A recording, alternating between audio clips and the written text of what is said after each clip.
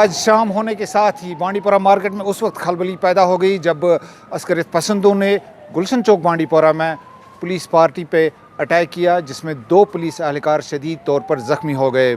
इन police एहलकारों को अगरचे फौरी तौर पर डिस्ट्रिक्ट अस्पताल बांडीपोरा ले जाया गया, लेकिन रास्ते में ही उनकी मौत वाक़ा हो गई। इन की शिनाख्त हुई है दोनों पुलिस एहलकारों की।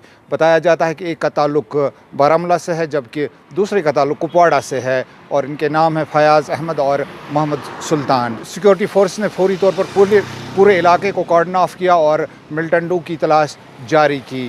एजाज नाज की ETV भारत बांडीपोरा।